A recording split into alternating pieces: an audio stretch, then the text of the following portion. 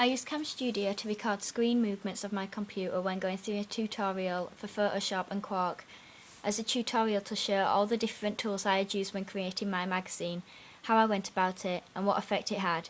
This software was good because it showed clearly what I was using and how, and also if I got stuck on how to use certain things on the software, such as Photoshop, I could easily watch the videos back and see how I'd done it before.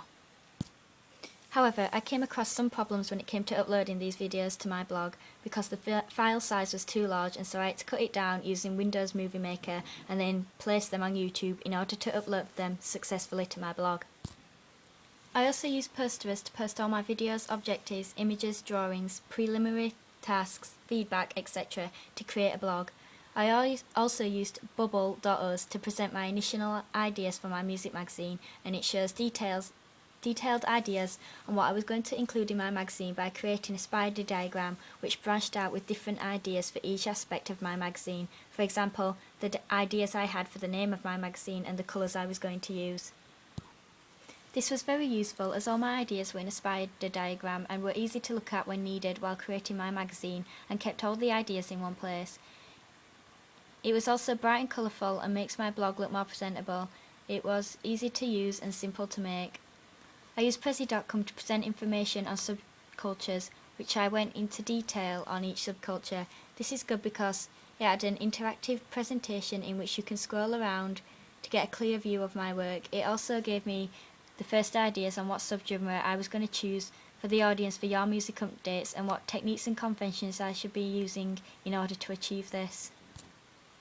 In order to take my photographs needed for my magazine, I used digital SLR cameras and took them to the photo studio in college, which included a white backdrop that made my images come out looking more professional and look like they could be used on a real magazine of the rock indie subculture.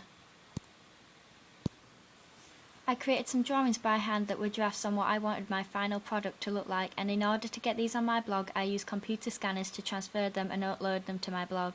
I also did this when I received any feedback, such as my questionnaires on my blog. I also used non-linear editing software such as Windows Movie Maker to create some of the videos for my appendixes. For example, when I created the video showing different terminology on a magazine cover, contents page and double page spread. The Internet Explorer was very helpful when it came to getting research on already published magazines such as Q or Kerrang, and to also research the companies that distribute them such as Bauer and IPC Media, so that I know what Your Music Updates would need to include in order to follow in the same footsteps as these magazines and to get distributed by large companies such as these.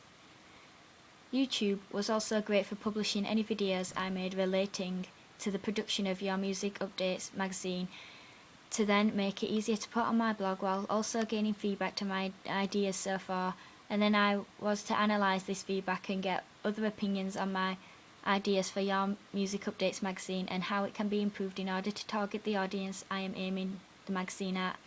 I have learned how to create an account, how to upload videos onto the internet, and how to gain good feedback when using YouTube.